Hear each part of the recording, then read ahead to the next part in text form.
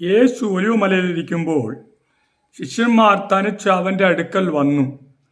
അത് എപ്പോൾ സംഭവിക്കും എന്നും നിന്റെ വരവിനും ലോക അവസാനത്തിനും അടയാളം എന്ത് എന്നും പറഞ്ഞു തരേണം എന്ന് അപേക്ഷിച്ചു. യേശുക്രിസ്തുവിൻ്റെ വരവിന് മുൻപ് ഈ ലോകത്തിൽ നടക്കുന്ന ചില സംഭവങ്ങളെ അടയാളങ്ങളായി രേഖപ്പെടുത്തിയിരിക്കുകയാണ്. ആ അടയാളങ്ങളെ മൂന്നായി തരംതിരിച്ചിരിക്കുന്നു. ഒന്ന്, യഹൂദന്മാരുടെ ഇടയിൽ നടക്കുന്ന അടയാളം. രണ്ട്, ലോകത്തിൽ നടക്കുന്നതായ അടയാളം. മൂന്ന്, സഭയിൽ നടക്കുന്നതായ അടയാളങ്ങൾ. ആ സഭയിൽ നടക്കുന്ന അടയാളങ്ങളിൽ മൂന്ന് അടയാളങ്ങളെ ഇതിനു മുൻപ് അപ്ലോഡ് ചെയ്ത വീഡിയോയിൽ ഞാൻ വിശദീകരിച്ചു പറഞ്ഞിട്ടുണ്ട്. ഇത് IAGM എക്കോ. ഈ വീഡിയോ കാണുന്ന ഏവരെയും യേശുക്രിസ്തുവിന്റെ നിസ്തുല്യ നാമത്തിൽ നിങ്ങൾക്ക് സ്നേഹവന്ദനം രേഖപ്പെടുത്തുകയാണ്. യേശുക്രിസ്തുവിന്റെ വരവിന് മുൻപ് സഭയിൽ ചില അടയാളങ്ങൾ നടക്കുന്നതായി തിരുവചനത്തിൽ കാണാൻ കഴിയും. അതിൽ നാലാമത്തെ അടയാളത്തെ ഈ വീഡിയോയിലൂടെ നിങ്ങളോട് പങ്കുവയ്ക്കാം. മത്തായി എഴുതിയ സുവിശേഷം 24-ാം അധ്യായം 24-ാം വാക്യത്തിൽ കള്ളക്രിസ്തുക്കളും കള്ളപ്രവാചകന്മാരും എഴുന്നേറ്റ് കഴിയുമെങ്കിൽ വ്രതന്മാരെയും തെറ്റിപ്പാനായി വലിയ അടയാളങ്ങളും അത്ഭുതങ്ങളെയും കാണിക്കും. ഓർത്തുകൊള്ളുവീൻ, ഞാൻ മുമ്പ് കൂട്ടി നിങ്ങളോട് പറഞ്ഞിരിക്കുന്നു. സഭയിൽ നടക്കുന്ന അടയാളങ്ങളിൽ നാലാമത്തെ അടയാളം കള്ളക്രിസ്തുക്കൾ എഴുന്നേറ്റ് അനേകരെ തെറ്റിച്ച് കളയും എന്ന് യേശു പറഞ്ഞു. ഈ ക്രിസ്തു എന്നുള്ള പദം പഴയ നിയമത്തിലും പുതിയ നിയമത്തിലും നമുക്ക് കാണാൻ കഴിയും.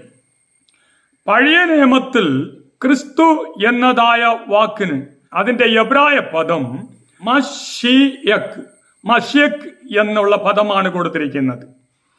എന്നാൽ പുതിയ നിയമത്തിൽ ഗ്രീക്ക് ഭാഷയിൽ അത് ക്രിസ്റ്റോസ് എന്നാണ്.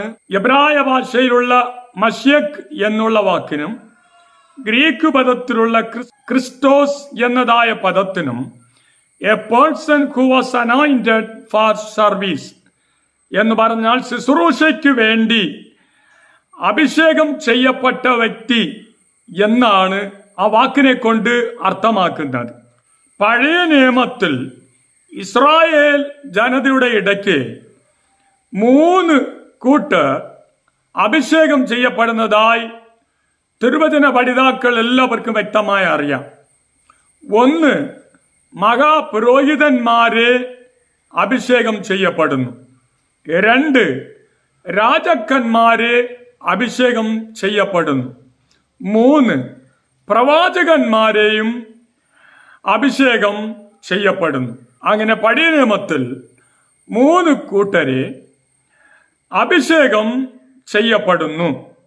ആ വീക്ഷണത്തിൽ പുതിയ നിയമത്തിൽ യേശുക്രിസ്തുവും അഭിഷേകം ചെയ്യപ്പെട്ട മശിഹ അല്ലെങ്കിൽ ക്രിസ്തു എന്ന് വ്യക്തമായി രേഖപ്പെടുത്തിയിരിക്കുകയാണ്. യേശുക്രിസ്തു ഒന്ന്, അവൻ മഹാപുരോഹിതൻ എന്ന് എബ്രായ ലേഖനത്തിൽ അപ്പോസ്തലൻ പൗലോസ് വളരെ വ്യക്തമായി പല സ്ഥലങ്ങളിലും വിശദീകരിച്ചിരിക്കുന്നു. 2, യേശുക്രിസ്തു രാജാവാണ്. യഹൂദന് രാജാവായി ജനിച്ചവൻ എവിടെ എന്ന ചോദ്യത്തിൽ നീ യഹൂദന്റെ രാജാവോ എന്ന് ചോദിച്ചപ്പോൾ നീ പറഞ്ഞതുപോലെ തന്നെ എന്ന് യേശു അംഗീകരിച്ചതിനും യേശുക്രിസ്തു രാജാവു എന്ന് വ്യക്തമാകുന്നു. 3, യേശുക്രിസ്തു പ്രവാചകനും കൂടെയാണ്. അങ്ങനെ യേശുക്രിസ്തു മഹാപുരോഹിതനും രാജാവും പ്രവാചകനുമായി അഭിഷേകം ചെയ്യപ്പെട്ടവനാണ്. യേശുക്രിസ്തു മശിഹയാണോ അല്ലെങ്കിൽ ക്രിസ്തുവാണോ എന്നുള്ളതിന്റെ 1-2 തെളിവുകൾ തിരുവചനത്തിലൂടെ നിങ്ങളോട് വ്യക്തമാക്കാം. യേശുക്രിസ്തു മശിഹയാണോ അല്ലെങ്കിൽ ക്രിസ്തുവാണോ? ദാനിയേൽ പ്രവചനം 9-ാം അധ്യായം 25-ഉം 26-ഉം വാക്യങ്ങളിൽ 70 ആഴ്ചവട്ടം നിയമിച്ചിരിക്കുന്നു. അതുകൊണ്ട് നീ അറിഞ്ഞ് ഗ്രഹിച്ചു കൊള്ളേണ്ടത് എന്തെന്നാൽ, യെരുസലേമിനെ യഥാസ്ഥാനപ്പെടുത്തി പണിയുവാൻ കൽപ്പന പുറപ്പെടുവിക്കുന്നത് മുതൽ അഭിഷിക്തനായൊരു പ്രഭു വരെ 7 ആഴ്ചവട്ടം 62 ആഴ്ചവട്ടം കൊണ്ട് അതിനെ വീതിയും കിടങ്ങുമായി കഷ്ടകാലങ്ങളിൽ തന്നെ വീണ്ടും പണിയും. 62 ആഴ്ചവട്ടം കഴിഞ്ഞിട്ട് അഭിഷിക്തൻ ഛേദിക്കപ്പെടും, അവന് ആരും ഇല്ലെന്ന് വരും. ഈ 2 വാക്യങ്ങളിലും അഭിഷിക്തനായ അല്ലെങ്കിൽ മസിയക്കായ അല്ലെങ്കിൽ മസികയായ ക്രിസ്തു ഈ ലോകത്തിൽ വെളിപ്പെടുന്നതായ ക്രിസ്തു മരിക്കുന്നതായ കാലഘട്ടത്തെക്കുറിച്ച് ദാനിയേൽ പ്രവാചകന് ദൈവം വ്യക്തമായി വെളിപ്പെടുത്തി കൊടുത്തു. ഈ ദാനിയേൽ പ്രവചനം 9-ാം അധ്യായം 25-ഉം 26-ഉം വാക്യങ്ങളിൽ ഇസ്രായേൽ ജനത്തിന്റെ മേൽ 70 ആഴ്ചവട്ടം ദൈവത്താൽ നിശ്ചയിക്കപ്പെട്ടിരുന്നു. അത് എപ്പോൾ ആരംഭിക്കുന്നെന്ന് പറഞ്ഞാൽ, യെരുസലേമിനെ യഥാസ്ഥാനപ്പെടുത്തി പണിയുവാനുള്ള കൽപ്പന പുറപ്പെടുന്നത് മുതൽ മശിഹയായ ക്രിസ്തു ഛേദിക്കപ്പെടുന്നത് വരയ്ക്കും 7 ആഴ്ചവട്ടം 62 ആഴ്ചവട്ടം ചേർത്ത് 69 ആഴ്ചവട്ടം. ഈ 69 ആഴ്ചവട്ടം ആകുമ്പോൾ മശിഹ ഛേദിക്കപ്പെടും. മശിഹ ഛേദിക്കപ്പെട്ടുവോ അല്ലെങ്കിൽ വന്നുവോ എന്നുള്ള ചോദ്യത്തിന് ഉത്തരം, യെരുസലേമിനെ യഥാസ്ഥാനപ്പെടുത്തി പണിയുവാനുള്ള കൽപ്പന ദാരിയാവേസ്, അർത്തസഷ്ടക്ക്, കോരേസ് രാജാക്കന്മാർ യെരുസലേമിനെ പുതുക്കി പണിയുവാനുള്ള കൽപ്പന പുറപ്പെടുവിക്കുന്നത് മുതൽ ഈ 69 ആഴ്ചവട്ടങ്ങൾ എന്ന് വെച്ചാൽ 7-ഉം 62-ഉം ആഴ്ചവട്ടങ്ങൾ കഴിഞ്ഞപ്പോൾ മശിഹ വരും. 2 മശിഹ ഛേദിക്കപ്പെടും. ഈ മശിഹ വരുമെന്നതും 62 ആഴ്ചവട്ടം കഴിയുമ്പോൾ അവൻ ഛേദിക്കപ്പെടും എന്നുള്ളതും അക്ഷരാർത്ഥത്തിൽ കാലക്കണക്കനുസരിച്ച് രാജാക്കന്മാർ കൽപ്പന യെരുസലേമിനെ പണിയുവാനുള്ള കൽപ്പന പുറപ്പെടുവിച്ചത് മുതൽ യേശു ക്രൂസിൽ മരിക്കുന്നതു വരയ്ക്കും ഉള്ള 483 വർഷങ്ങൾ ആയപ്പോൾ അക്ഷരാർത്ഥത്തിൽ യേശു ക്രിസ്തു ക്രൂസിൽ ഛേദിക്കപ്പെട്ടു. ദാനിയേൽ പ്രവാചകൻ മശിഹ വരുമെന്നും ഛേദിക്കപ്പെടും എന്നും പ്രവചനത്തിൽ പറഞ്ഞിരിക്കുന്ന കാലഘട്ടം അനുസരിച്ച് അക്ഷരാർത്ഥത്തിൽ യേശു ക്രിസ്തു ക്രൂസിൽ മരിച്ച് ക്രൂസിൽ ഛേദിക്കപ്പെട്ടു. അപ്പോൾ ദാനിയേൽ പ്രവചനത്തിൽ വെളിപ്പെടുത്തിയിരിക്കുന്ന മശിഹ യേശു ക്രിസ്തുവിൽ നിവർത്തിക്കപ്പെട്ടു എങ്കിൽ യേശു ക്രിസ്തു സാക്ഷാൽ പഴയ നിയമത്തിൽ പറഞ്ഞിരിക്കുന്ന മശിയക് അല്ലെങ്കിൽ മശിഹ എന്നും പുതിയ നിയമത്തിൽ ക്രിസ്തു എന്നും എഴുതിയിരിക്കുന്നത് യേശു ക്രിസ്തുവിൽ നിവർത്തിക്കപ്പെട്ടിരിക്കുകയാണ്. യേശു ക്രിസ്തു മശിഹയാണ്. രണ്ടാമത്തത്, പുതിയ നിയമത്തിൽ സ്നാപക യോഹന്നാൻ യേശു ക്രിസ്തുവിനെ ക്രിസ്തു എന്ന് അംഗീകരിച്ചിരിക്കുകയാണ്. യോഹന്നാൻ സുവിശേഷം 1-ാം അധ്യായം 19 മുതൽ 27 വരയ്ക്കുള്ള വാക്യങ്ങളിൽ നീ ആര് എന്ന് യോഹന്നാനോട് ചോദിക്കേണ്ടതിന് യഹൂദന്മാർ യെരുസലേമിൽ നിന്ന് പുരോഹിതന്മാരെയും ലേവ്യരെയും അവന്റെ അടുക്കൽ അയച്ചപ്പോൾ അവന്റെ സാക്ഷ്യം എന്തെന്നാൽ അവൻ മറുക്കാതെ ഏറ്റുപറഞ്ഞ് ഞാൻ ക്രിസ്തു അല്ല എന്ന് ഏറ്റുപറഞ്ഞ്. 25-ാം വാക്യത്തിൽ എന്നാൽ നീ ക്രിസ്തുവുമല്ല ഏലിയാവുമല്ല ആ പ്രവാചകനുമല്ല എങ്കിൽ എന്നു വരികിൽ നീ സ്നാനം കഴിപ്പിക്കുന്നത് എന്ത് എന്ന് അവർ ചോദിച്ച് അതിന് യോഹന്നാൻ ഞാൻ വെള്ളത്തിൽ സ്നാനം കഴിക്കുന്നു എന്നാൽ നിങ്ങൾ അറിയാത്ത ഒരുത്തൻ നിങ്ങളിടയിൽ നിൽക്കുന്നുണ്ട്. എൻ്റെ പിന്നാലെ വരുന്നവൻ തന്നെ അവന്റെ ചെരുപ്പിന്റെ വാരഴിപ്പാൻ ഞാൻ യോഗ്യനല്ല എന്ന് ഉത്തരം പറഞ്ഞു. അപ്പൊ സ്നാപക യോഹന്നാൻ ശുശ്രൂഷ ചെയ്തു വരുമ്പോൾ പുരോഹിതന്മാരും പരീശന്മാരും അവനോട് ചോദിക്കുകയാണ്, നീ ക്രിസ്തുവാണോ? യെസ്. എന്നാൽ സ്നാപക യോഹന്നാൻ പറയുകയാണ്, ഞാൻ ക്രിസ്തുവല്ല, എന്നാൽ എൻ്റെ പിന്നിൽ ഒരുവൻ വരുന്നുണ്ട്, അവന്റെ ചെരുപ്പിന്റെ വാരഴിപ്പാൻ പോലും ഞാൻ യോഗ്യനല്ല, അവൻ നിങ്ങളുടെ ഇടയിൽ ഉണ്ട് എന്ന് പറഞ്ഞ് യേശു സ്നാനം ഏൽക്കുവാൻ വേണ്ടി കടന്നു വരുമ്പോൾ, ഇതാ ലോകത്തിന്റെ പാപത്തിന്റെ ചുമന്നൊഴിക്കുന്ന ദൈവത്തിന്റെ കുഞ്ഞാട്, അവൻ ക്രിസ്തുവാണ് എന്ന് യോഹന്നാൻ ഏറ്റുപറയുവാനിടയായി. മൂന്നാമത്തേത് തെളിവ് യോഹന്നാൻ സുവിശേഷം 1-ാം അധ്യായം 40-41 വാക്യങ്ങളിൽ യോഹന്നാൻ പറഞ്ഞത് കേട്ട് അവനെ അനുഗമിച്ച രണ്ടുപേരിൽ ഒരുത്തൻ ശീമോൻ പത്രോസിന്റെ സഹോദരനായ അന്ത്രയാസ് ആയിരുന്നു. അവൻ തന്റെ സഹോദരനായ ശീമോനെ ആദ്യം കണ്ട് അവനോട്, ഞങ്ങൾ മശിഹയെ എന്ന് വെച്ചാൽ ക്രിസ്തുവെ കണ്ടിരിക്കുന്നു എന്ന് പറഞ്ഞു. അന്ത്രയാസ് തന്റെ സഹോദരനായ ശീമോൻ പത്രോസിനോട് യേശുക്രിസ്തുവിനെ കുറിച്ച് ഏറ്റുപറയുകയാണ്, ഞങ്ങൾ മശിഹയെ കണ്ടു എന്നാണ്. നാലാമത്തത് യോഹന്നാൻ സുവിശേഷം 1-ാം അധ്യായം 45-ാം വാക്യത്തിൽ ഫിലിപ്പോസ് നഥനയേലിനെ കണ്ട് അവനോട്, ന്യായപ്രമാണത്തിൽ മോശയും പ്രവാചകന്മാരും എഴുതിയിരിക്കുന്നവനെ കണ്ടിരിക്കുന്നു, അവൻ യോസഫിന്റെ പുത്രനായ യേശു എന്ന നസറത്തുകാരൻ തന്നെ എന്ന് പറഞ്ഞു.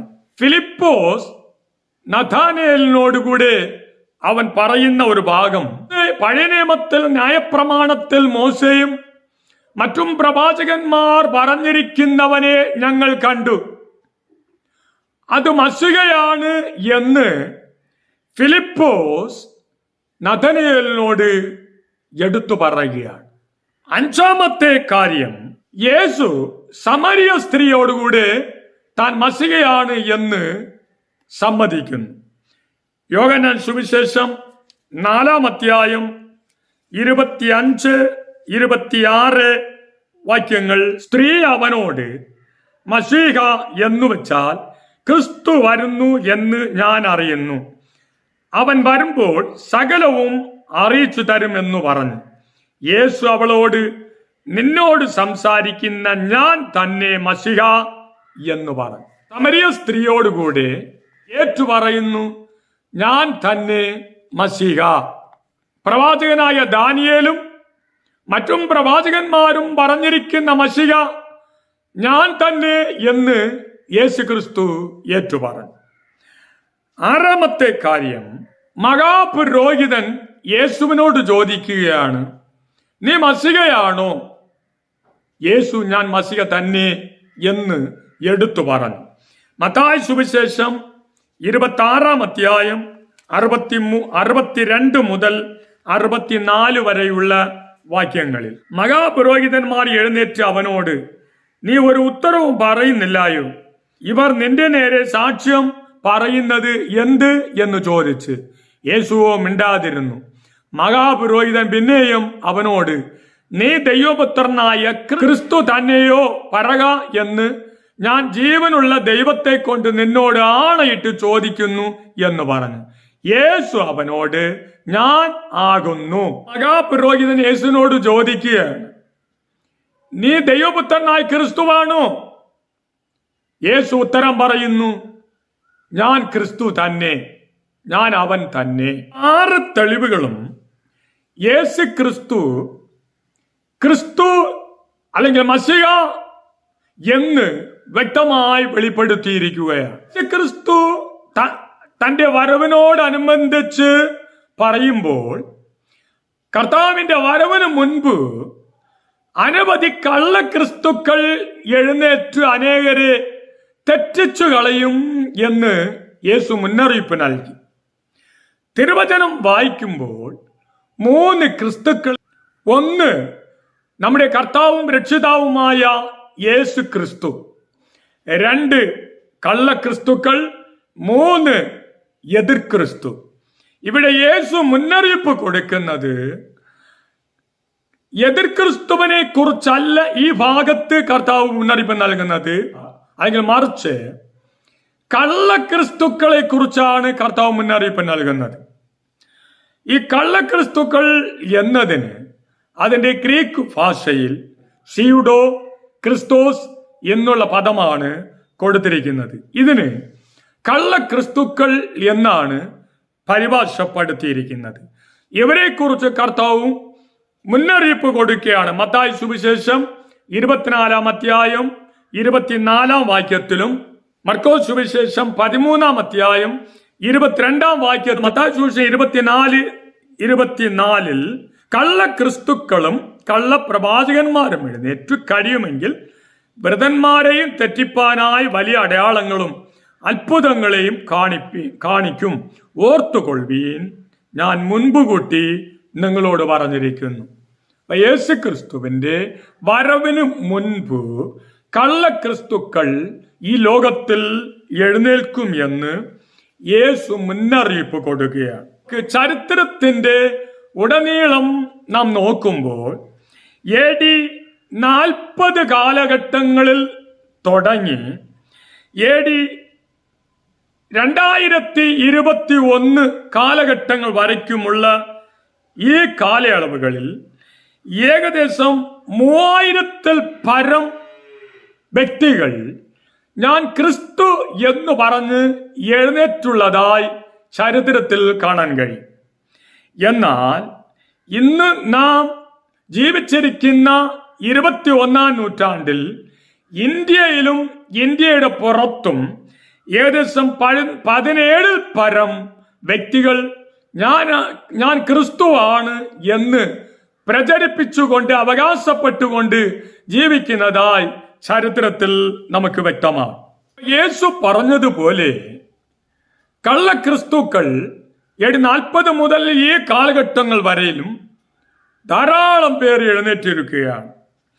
ഇവർ ക്രിസ്തുവിൽ നിന്ന് പാടെ വ്യത്യസ്ത നിലവാരം ഉള്ളവരാണ്. ഈ കള്ളക്രിസ്തുക്കളിൽ ഉള്ള വ്യത്യസ്ത നിലവാരങ്ങൾ ഏതൊക്കെയാണ്? ഒന്നാമത്തത്, അവരുടെ ഉദ്ദേശം എന്ന് പറയുന്നത് അവരുടെ അന്തസ്സിനെ നിലനിർത്തുക എന്നുള്ളത്. അന്തസ്സിനു വേണ്ടിയാണ്, പ്രൗഢിക്കു വേണ്ടിയാണ്. എന്നാൽ ചിലരാകട്ടെ അവർ പറയുന്നത് മറ്റുള്ളവരുടെ പീഡനങ്ങളിൽ നിന്നും ഉപദ്രവങ്ങളിൽ നിന്നും കഷ്ടതകളിൽ നിന്നും ഞങ്ങൾ രക്ഷിപ്പാൻ വന്നവരാണ് എന്ന് തങ്ങളെ വെളിപ്പെടുത്തുകയും അങ്ങനെ അനേകരെ അവരുടെ അടുക്കലേക്ക് അവർ ആകർഷിക്കുകയും ചെയ്യും. ഇത് അവരുടെ മോട്ടീവാണ്, അവരുടെ ഉദ്ദേശമാണ്. ഇനി അവരുടെ രീതി എന്ന് പറയുന്നത് ഹംസ എന്നുള്ളതാണ് ചിലരുടെ രീതി. എന്നാൽ ചിലരുടെ രീതിയാണെങ്കിൽ അവർ പറയുന്നത് പോലുള്ള സംഭവങ്ങൾ സംഭവിക്കുന്നില്ല എന്ന് വരികിൽ ഉടൻ തന്നെ മറ്റുള്ളവരോട് അവർ ആഹ്വാനം ചെയ്യും, നമുക്ക് ഉപവാസം ചെയ്യണം, പ്രാർത്ഥിക്കണം, അതിലൂടെ അത്ഭുത അടയാളം നടക്കണം എന്നൊക്കെയും പറഞ്ഞ് ജനത്തെ ആഹ്വാനം ചെയ്ത് അവരെ ക്രിസ്തുവിങ്കൽ നിന്ന് തെറ്റിച്ചു കളയുന്നവരായിരിക്കും. ഇത് അവരുടെ മെത്തേഡാണ്, രീതിയാണ്. മൂന്നാമത്തത്, യേശുക്രിസ്തു മശിഹയായി ലോകത്തിലേക്ക് വരുന്നത് ദാവീദിന്റെ വംശാവലിയിൽ നിന്നാണ്. ഈ ക്രിസ്തുക്കളിൽ ചിലർ അവകാശപ്പെടുന്നത് യോസഫിന്റെ വംശാവലിയിൽ വരുന്ന എഫ്രൈം അവരുടെ വംശത്തിൽ നിന്ന് മശിഹ ഞങ്ങളാണ് എന്ന് പറഞ്ഞ് അവർ തെറ്റിച്ചു കളയും. നാലാമത്തെ കാര്യം, അവർ അവകാശപ്പെടുന്നത് ഞങ്ങൾ ക്രിസ്തുവിന് മുന്നോടിയാണ്, പ്രവാചകനാണ്, നിശ്ചയിക്കപ്പെട്ട കാലത്ത് ചില അത്ഭുതങ്ങളിലൂടെ ആണ് വെളിപ്പെട്ടവരാണ് എന്നു പറഞ്ഞ് അനേകരെ അവർ വശീകരിക്കുന്നവരായിരിക്കും. അഞ്ചാമത്തത്, അവർ ഊന്നി പറയുന്നത് എങ്ങനെയാണ്? മതപരമായ പരിഷ്കാരങ്ങള് ഞങ്ങൾ ഉണ്ടാക്കുന്നവരാണ്. ഇനി ചിലരാകട്ടെ അവർ പറയുന്നത് ഞങ്ങൾ രാഷ്ട്രീയ മസികയാണ്. കള്ള ക്രിസ്തുക്കളുടെ അവസാനം എന്ന് പറയുന്നത് ചിലരാകട്ടെ ചില സ്ഥലങ്ങളിൽ അവർ അപ്രത്യക്ഷമായി അവർ മാറിപ്പോയി. ചിലരെ അന്നുള്ള ഭരണകൂടങ്ങൾ അവരെ കൊന്നുകളയുകയും അങ്ങനെ അവർക്ക് അന്ത്യം കുറിക്കുവാൻ ഇടയായിത്തീർന്നു. ഏഴാമത്തെ കാര്യം, അവർ വിശ്വസിച്ചിരിക്കുന്നത് മരിച്ചവരുടെ ഇടയിൽ നിന്ന് ഉയർത്തെഴുന്നേൽക്കുമെന്ന്. ചിലരാകട്ടെ അവർ പറയുന്നത് ഈ മശിഹ മരിച്ചുപോയവൻ വീണ്ടും പ്രത്യക്ഷപ്പെടുമെന്നാണ്. എന്നാൽ അങ്ങനെ പറഞ്ഞിട്ടുള്ള ഒരു മശിഹമാരും ഇന്നുവരേക്കും ഉയർത്തെഴുന്നേറ്റിട്ടുമില്ല, ഇതുവരയ്ക്കും വെളിപ്പെട്ടിട്ടുമില്ല എന്ന് നമ്മുടെ കർത്താവായ യേശു ക്രിസ്തു എന്ന മശിഹ ക്രിസ്തു അവൻ മരിച്ചടക്കപ്പെട്ട് മൂന്നാം ദിനത്തിൽ ഉയർത്തെഴുന്നേറ്റ് ഇതാ സദാകാലത്തും ജീവനോടിരിക്കുന്നു എന്ന് വ്യക്തമായി വെളിപ്പെടുത്തിയ ക്രിസ്തുവാണ് നാം സേവിക്കുന്ന യേശു ക്രിസ്തു. അനേക കള്ളക്രിസ്തുക്കൾ എഴുന്നേറ്റ് അനേക വ്രതന്മാരെ പോലും രക്ഷിക്കപ്പെട്ടവരെ പോലും യേശു ക്രിസ്തുവിനെ സ്വന്തം രക്ഷിതാവായി സ്വീകരിച്ച് കർത്താവിനായി ജീവിക്കുന്നവരെ പോലും തെറ്റിച്ച് കളയുമെന്ന് കർത്താവ് മുന്നറിയിപ്പ് കൊടുത്തു. കള്ളക്രിസ്തുക്കളുടെ അടയാളങ്ങൾ എന്ന് പറയുന്നത് മത്തായി 24:24 3 കൂട്ടം കാര്യങ്ങൾ പറഞ്ഞിരിക്കുക.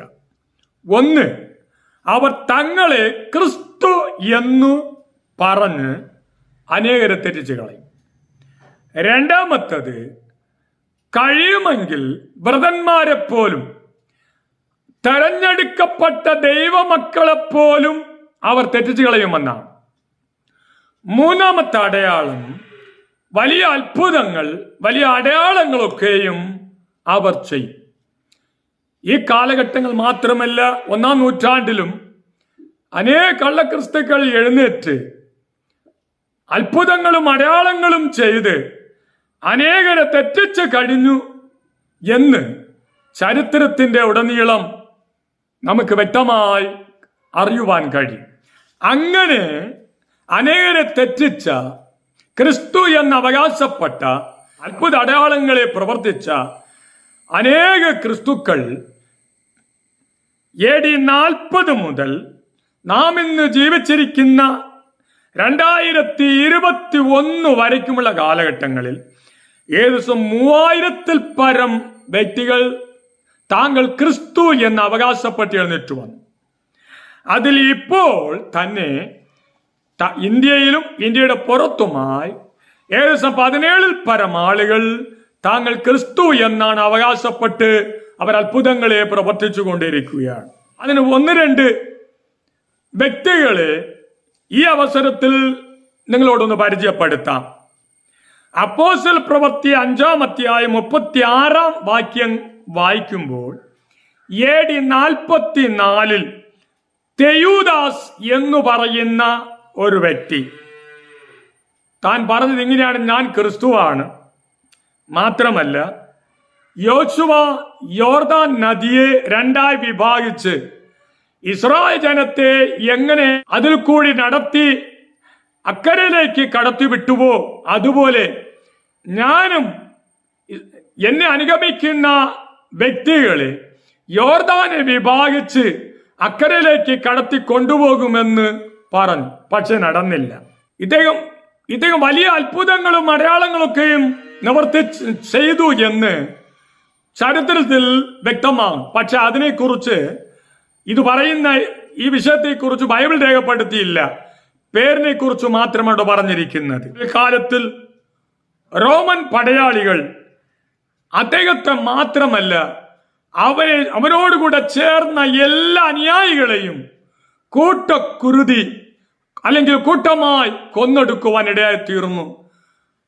ആ സന്ദർഭത്തിൽ ഇദ്ദേഹവും മരിക്കുവാൻ ഇടയായിത്തീർന്നു. ഇനി രണ്ടാമത്തത് AD 132 ബാർ കോത്ബ എന്ന് പറയുന്നതായ ഒരു വ്യക്തി ഇദ്ദേഹം തന്നെത്താൻ പറയുന്നത് സംഖ്യാപുസ്തകം 24-ാം അധ്യായം 17-ാമത്തെ വാക്യത്തിൽ പറയുന്നത് ഒരു നക്ഷത്രം ഇസ്രായേലിൽ നിന്ന് എഴുന്നേറ്റ് വരും. ആ സംഖ്യാപുസ്തകം 24-ാം അധ്യായം 17-ാം വാക്യത്തിൽ പറഞ്ഞിരിക്കുന്ന ആ നക്ഷത്രം ഞാൻ തന്നെ എന്നാണ് അവൻ അവകാശപ്പെട്ടു.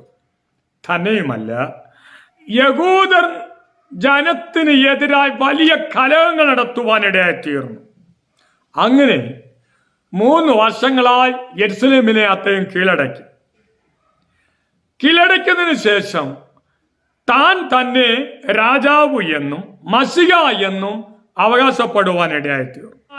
റോമൻ പടയാളികൾ യെരുശലേമിനെ വീണ്ടും പിടിച്ചടക്കുകയും അവനെ കൊന്നുകളയും ചെയ്തു.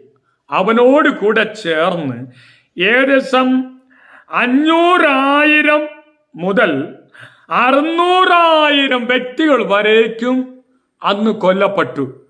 അങ്ങനെ അവന്റെ അന്ത്യവും കുറിക്കപ്പെട്ടു. മൂന്നാമത്തത് AD 40 മോസസ് ക്രിസ്റ്റന്റിസ് എന്നറിയപ്പെടുന്നതായ ഒരു വ്യക്തി. അദ്ദേഹം ക്രേത്ത എന്ന് പറയുന്ന ഒരു ദ്വീപിൽ താൻ ക്രിസ്തു എന്ന് പ്രചരിപ്പിക്കുവാനിടയായിത്തീർന്നു. അദ്ദേഹത്തെ അനേക യഹൂദന്മാർ അനുകരിക്കുവാൻ ഇടയായിത്തീർന്നു. അദ്ദേഹം പറഞ്ഞിങ്ങനെയാണ്: ഞാൻ സമുദ്രത്തെ 2ആയി വിഭാഗിച്ച് സമുദ്രത്തിനടി നടന്നു പോകുന്ന പാതയെ ഞാൻ ഒരുക്കും എന്നാണ് അവർ പറഞ്ഞിരിക്കുന്നത്. പക്ഷെ സംഭവം നടന്നതുമില്ല. എന്നാൽ അവനെ അനുഗമിച്ച പലരും അവർ സമുദ്രത്തിലേക്ക് എടുത്തു ചാടുവാനിടയായിത്തീർന്നു. പലരും വെള്ളത്തിൽ മുങ്ങി മരിച്ചു.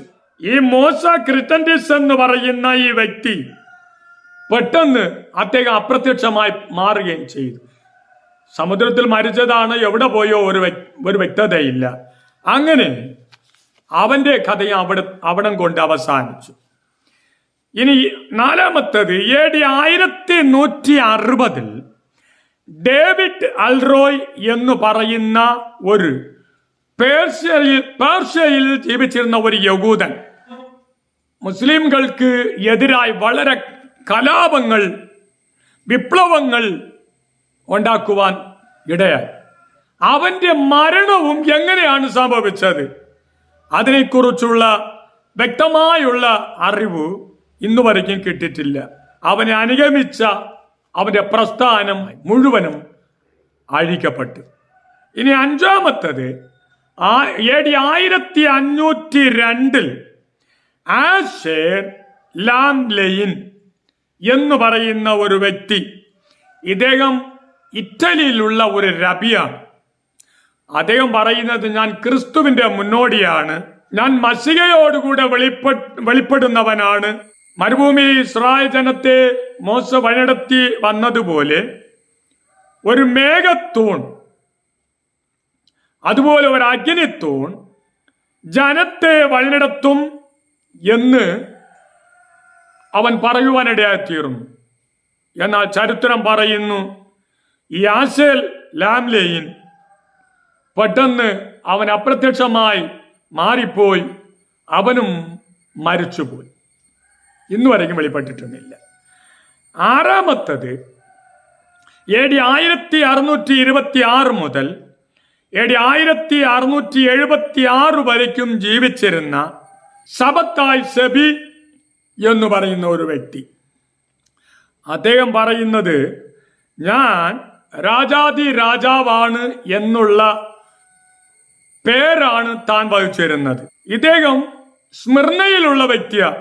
അനേക യഹൂദന്മാരെ തന്റെ അനുയായികളായി അവൻ സ്വീകരിപ്പാനിടയായിത്തീർന്നു.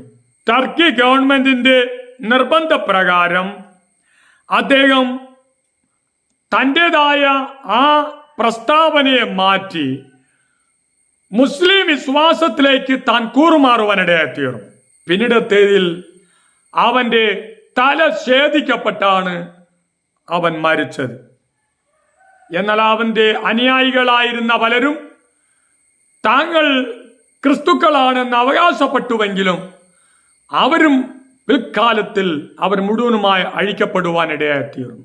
ഇനിയും ധാരാളം പേർ താങ്കൾ ക്രിസ്തു ആണ് എന്ന് പറഞ്ഞ് എഴുന്നേറ്റ് വന്നു. അതിൽ AD 60 എഴുന്നേറ്റ മകനാഹം എന്നുള്ള വ്യക്തി, AD 520 എഴുന്നേറ്റ് വന്ന ജൂലിയൻ, AD 720 എഴുന്നേറ്റ് വന്ന സ്ക്രീന്, AD 1199 എഴുന്നേറ്റ് വന്ന ഡേവിഡ്. തന്നെയുമല്ല AD 1240 മുതൽ AD 1292 വരയ്ക്കും ജീവിച്ചിരുന്ന അബ്രഹാം ബെൻ സാമുവേൽ എന്ന വ്യക്തി. ഇനി AD 1290 ജീവിച്ചിരുന്ന എഴുന്നേറ്റ് വന്ന നിസിം ബെൻ അബ്രഹാം എന്ന വ്യക്തി. തന്നെയുമല്ല AD 1393 എഴുന്നേറ്റ മോസസ് ബോട്രിയേൽ എന്ന വ്യക്തി. AD 1525 David രൂബേനി. AD 1534 മുതൽ AD 574 വരയ്ക്കും ജീവിച്ചിരുന്ന ഇസ്രായേൽ ലോറിയ. AD 1543 മുതൽ 1620 വരെ ജീവിച്ചിരുന്ന ഹൈം വിറ്റൽ ഗലബ്രേസെ. ഇനി AD 1574 അബ്രഹാം ഷാലോം. AD 1680 ജീവിച്ചിരുന്ന മൊർദേഖായ് മോഖിയ. AD 1726 ജീവിച്ചിരുന്ന ജാക്കബ് ഫ്രാങ്ക്. AD 1707 മുതൽ 1747 വരയ്ക്കും ജീവിച്ചിരുന്ന മോസസ് ഹൈം ലസറ്റോ. ഇതുപോലെ ധാരാളം വ്യക്തികൾ യേശു പ്രവചിച്ചതുപോലെ താങ്കൾ ക്രിസ്തു എന്ന് എഴുന്നേറ്റ് അനേകം പേര് തെറ്റിച്ചു കളഞ്ഞു. ഇന്ത്യയിൽ തമിഴ്നാട് പ്രദേശങ്ങളിൽ നിന്നും പോലും അനേകർ താങ്കൾ ക്രിസ്തു എന്ന് പറഞ്ഞ് ഒരു കാലത്തിൽ അവർ കർത്താവിന് വേണ്ടി, യേശു ക്രിസ്തുവിന് വേണ്ടി ധീരസാക്ഷ്യം വഹിച്ച് അനേക അത്ഭുത അടയാളങ്ങളെ ചെയ്ത് യേശുവിനെ ശക്തമായി ക്രിസ്തു എന്ന് പ്രസംഗിച്ചവർ പിൽക്കാലത്ത് അവർ താങ്കളാണ് ക്രിസ്തു എന്ന് പറഞ്ഞ് അവർ വലിയ അത്ഭുതങ്ങളെയും നടത്തി പ്രസംഗിക്കാനിടയായി തീർന്നു. പക്ഷേ അവിടെ അന്ത്യം ആത്മഹത്യയിലേക്ക് നീങ്ങുവാനിടയായി തീർന്നു. ഇന്ത്യയുടെ പുറത്തും ഏകദേശം 17 പരം വ്യക്തികൾ താങ്കൾ ക്രിസ്തുവാണെന്ന് അവകാശപ്പെട്ടുകൊണ്ട് അവർ ജീവിച്ചു കൊണ്ടിരിക്കുകയാണ്. പ്രിയ ദൈവമക്കളെ, ഇതെല്ലാം ശ്രദ്ധിക്കേണ്ടത്. കള്ളക്രിസ്തുക്കൾ എഴുന്നേറ്റു വരുമെന്ന് യേശു പ്രവചിച്ചതുപോലെ 1-ാം നൂറ്റാണ്ട് മുതൽ തന്നെ ഇങ്ങോട്ട് ഈ 21-ാം നൂറ്റാണ്ട് വരയ്ക്കും അനേകർ പറഞ്ഞുകൊണ്ട് ഇരിക്കുകയാണ്. അവിടെ പ്രധാന അടയാളങ്ങൾ താങ്കൾ സ്വയം തന്നെ ക്രിസ്തു എന്ന് അവകാശപ്പെടും. അവർ അനേകരെ ചതിച്ച് തെറ്റിച്ച് കളഞ്ഞ് തങ്ങളുടെ ഭാഗത്തിലേക്ക് അവർ വലിച്ചടയ്ക്കും. 3 വലിയ അത്ഭുതങ്ങളും അടയാളങ്ങളും അവർ ചെയ്യും. പക്ഷേ ഒരു കാര്യം ദൈവമക്കൾ ഗ്രഹിക്കേണ്ടത്, അറിഞ്ഞിരിക്കേണ്ടത്, യേശു മശിഹയായി ക്രിസ്തുവായി ഈ ലോകത്തിലേക്ക് വന്നു കഴിഞ്ഞു.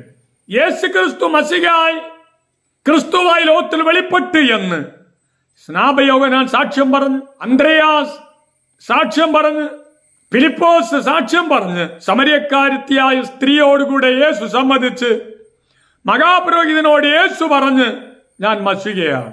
ദാനിയേൽ പ്രവചനം 9-ാം അധ്യായം 25-26 വാക്യങ്ങളിൽ പറഞ്ഞിരിക്കുന്ന ആ മശിഹ യേശു ക്രിസ്തു തന്നെ. അവൻ മശിഹയായി ഭൂമിയിൽ മനുഷ്യന്റെ പാപത്തിന്റെ പരിഹാരാർത്ഥം ജീവന്റെ യാഗമായി മരിച്ച് ഉയർത്തെഴുന്നേറ്റ് കഴിഞ്ഞു. പക്ഷെ മേലെ ഉദ്ധരിച്ച ഒരു ക്രിസ്തുക്കളെന്ന് അവകാശപ്പെട്ടവരും അവർ മരിച്ചുപോയി എന്നല്ലാതെ, അവർ നശിച്ചുപോയി എന്നല്ലാതെ അവരാരും ഉയർത്തെഴുന്നേറ്റില്ല.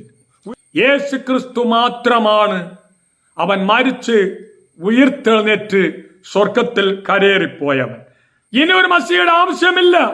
കാരണം മസിഹയായി ക്രിസ്തുവായി യേശുക്രിസ്തു മനുഷ്യന്റെ പാപപരിഹാരാർത്ഥം യാഗമായി തീർന്നു കഴിഞ്ഞു. ഇനിയൊരു മശിഹയുടെ ആവശ്യമില്ല. മശിഹ വന്നു കഴിഞ്ഞു. കാരണം യേശു ഉയർത്തെഴുന്നേറ്റ് അവൻ സ്വർഗാരോഹണം ചെയ്ത് സ്വർഗത്തിൽ അവൻ ഇന്നും ജീവിച്ചു കൊണ്ടിരിക്കുന്നു. അതുകൊണ്ട് പ്രിയ ദൈവമക്കളെ, ഈ കാലഘട്ടത്തിലും ക്രിസ്തു എന്ന് പറഞ്ഞ് ഒരുപക്ഷേ എങ്കിൽ അനവധി അത്ഭുത അടയാളങ്ങൾ നടത്തി ക്രിസ്തു എന്ന് അവകാശപ്പെട്ടാൽ പോലും അതിനെ തിരിച്ചറിഞ്ഞുകൊണ്ട് യേശു മശിഹയായി ക്രിസ്തുവായി വെളിപ്പെട്ട് കഴിഞ്ഞു.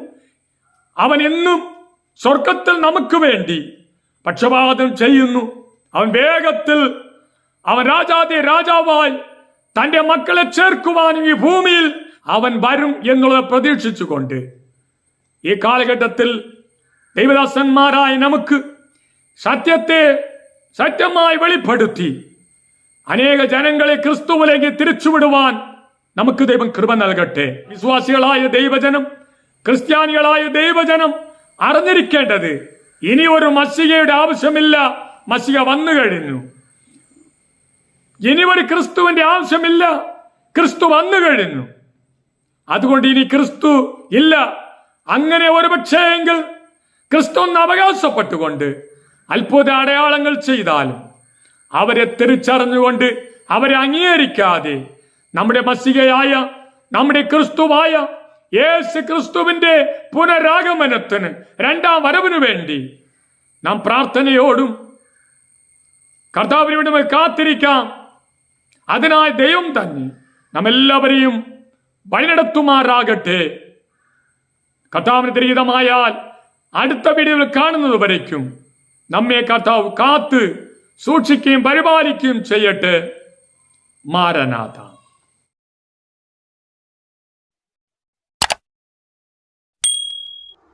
May God bless you.